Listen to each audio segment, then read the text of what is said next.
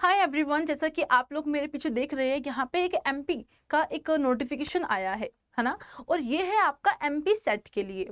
हालांकि MP set के लिए जो नोटिफिकेशन है, यहाँ पे अभी फॉर्म को रिलीज नहीं किया गया है, लेकिन एक बहुत अच्छी बात ये है कि आपको ये बताया गया है कि आपके फॉर्म जल्दी ही आने वाले हैं। बट उससे पहले आपको पता होना चाहिए कि किस किस सब्जेक्ट के अंदर आप लोग एमपी सेट दे सकते हैं, ये जानना सबसे जरूरी है। तो अगर आप लोग एमपी सेट के नोटिफिकेशन को देखोगे, और ये नोटिफिकेशन कहाँ मिलेगा ये पहले मैं आपको बताती हूँ। जैसे ही आप लोग ऑफिशियल वेबसाइट पर जाएंगे, एमपीपीएससी की ये ऑफिशियल वेबसाइट है, इस पे जाइएगा, यहाँ पे आपको नोटिफिकेशन मिल जाएगा। जैसे ही आप इस नोटिफिकेशन को खोलते हैं तो यहाँ पर आपको सब्जेक्ट दिख जाएंगे कि कौन कौन से सब्जेक्ट है आज का, यानी कि 1 अक्टूबर का ये नोटिफिकेशन है। ठीक है, अब यहाँ पर देखो सब्जेक्ट है रसायन विज्ञान है, आपका वाणिज्य है, और भी आपके इकोनॉमिक्स है, इंग्लिश है, ज्योग्राफी है, हिंदी है, हिस्ट्री है, और आप लोगों का जो सब्जेक्ट है पॉलिटिकल साइंस, वो भी यहाँ पे दिया गया है। यानी कि सारे सब्जेक्ट है। टोटल जो यहाँ पे सब्जेक्ट है, नेट जितने तो बिल्कुल भी नहीं है, बट हाँ आपके 31 तक यहाँ पे सब्जेक्ट दिए गए हैं, जिसमें आप लोग एमपी सेट के फॉर्म को भर सकते हैं। लेकिन पॉइंट ये आता है कि एमपी सेट के एग्जाम के अंदर किस प्रकार का सिलेबस आएगा, वो जानना बहुत जरूरी है।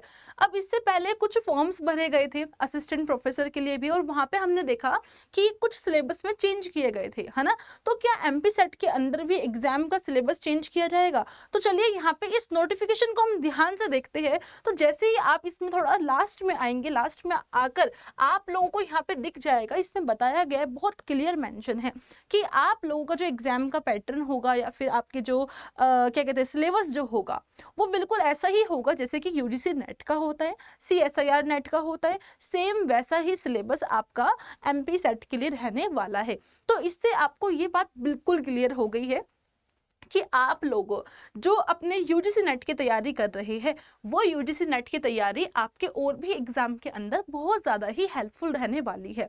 खासकर अपकमिंग एग्जाम जो आपका एमपी सेट का एग्जाम है, यहाँ पर भी आपका यूजफुल रहेगा। सो मेक श्योर कि आप जो भी अपने सिलेबस को पढ़ रहे हैं, बहुत ही अच्छी तरीके से पढ़िए, काफ़ी अच्छी तरीके से उसका रिविजन कीजिए, ताकि आप लोग आने वाले सारे एग्जाम को अच्छे से दे सके। और एक और खास बात यहाँ पे ये है कि एमपी सेट जब आप दे दोगे, तो एमपी के अंदर कोई भी इन फ्यूचर असिस्टेंट प्रोफेसर की अगर वैकेंसीज आती है, तो आप वहां पे भी अप्लाई कर सकते हैं, आप उसके लिए एलिजिबल हो सकते हैं। ठीक है, और सबसे बड़ी बात यह है कि जल्दी ही आप लोगों की असिस्टेंट प्रोफेसर की वैकेंसीज फिर से यहाँ पर निकाली जाएगी। सो इससे अच्छा है कि आप लोग अच्छे से नेट पे पूरा फोकस करो, वो सिलेबस आपका पूरा एमपी सेट भी करवा देगा। ठीक है, आई होप कि आपको समझ आ गया है। और जैसे ही आपके फॉर्म रिलीज होते हैं, बिकॉज यहाँ पे किए जाएंगे, यहाँ पे बिल्कुल क्लियर मेंशन है कि आप लोगों के जो फॉर्म है अभी रिलीज किए जाएंगे, अभी वेबसाइट पर सब कुछ आ जाएगा, तब आप लोग इजीली अपने फॉर्म को फिल कर सकते हैं।